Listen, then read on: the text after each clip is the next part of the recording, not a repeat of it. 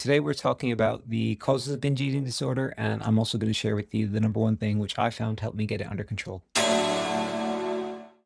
So binge eating disorder can loosely be defined as the consumption of a large volume of food in a short span of time to the point of feeling uncomfortably full.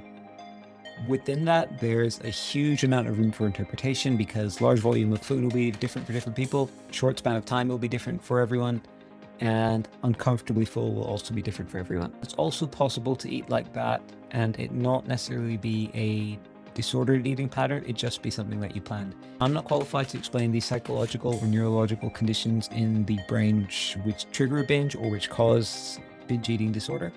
But what I can say is that it seems to be pretty common when two specific factors coincide. Number one is an emotional relationship with either food in general or specific foods. Usually that'll come from a history of dieting or past food restriction of some kind.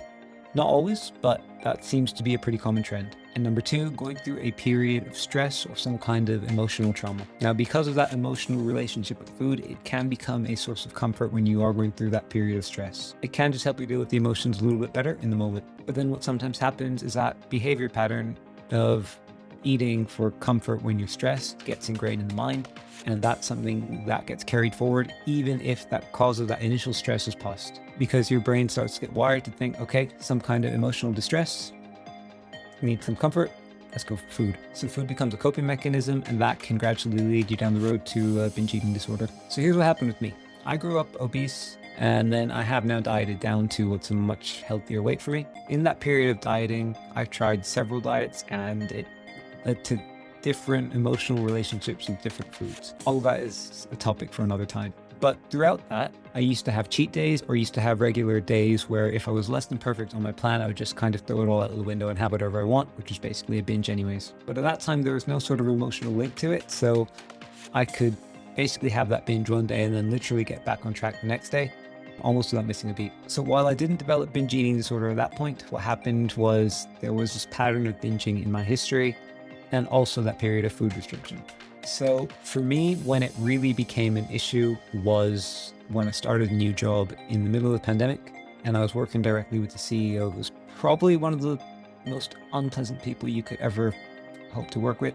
So doing that 5 times a week, day in, day out, in the middle of the pandemic, because I needed a job, my stress levels were completely shot. So Friday nights became kind of my little bit extra, my little treat. As my stress levels increased, that little treat became bigger and bigger until it became basically a binge. And then from basically patterned and regulated at once a week, it started to become twice a week.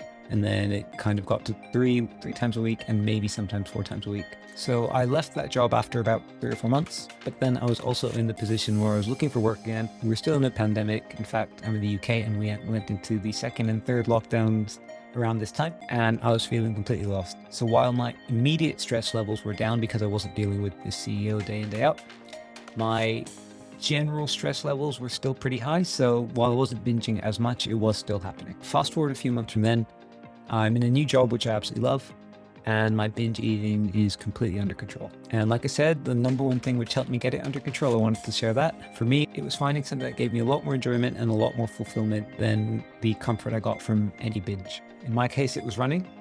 I used to run a few years ago when I was a bit younger, and I got back into it recently. And the feeling I get after a good run, that endorphin high, there's no binge and probably no food which has given me any kind of emotional high on the same level as a good run. I do need to add that my binge eating hasn't fully stopped. My last binge was actually only a few days ago, but it's made it a lot more controllable, a lot more manageable. My binge frequency has gone down a lot. When I do have a binge, rather than that binge itself being 3, 4, 5,000 calories, it's 1,500 to 2,000 at most. And the reason that worked for me, I guess in my case, because the way I feel has a direct impact on how I perform when I run. So if I have a binge, then I'm feeling bloated, lethargic, heavy, and lacking in energy, and that's going to mess up my run. So now when I feel that craving to binge, it's much easier to have that conversation with myself and say, okay, you're going for a run. How do you want to feel when you run? And even if that doesn't stop me entirely, it slows me down a lot. The cravings when you feel a binge about to happen are irrational, impulsive, and immediate. So having a mechanism in place, which is actually going to help you slow down and help just take the edge off of those so you can kind of have that conversation with yourself, makes a big difference. For me, it was running. For you, it might be something else. It might be something artistic. It might be coloring. It might be photography. It might be writing. It doesn't have to be something active. It can be whatever works for you to give you that sense of joy and fulfillment. So that's what I've got for you today. Any comments or questions, let me know.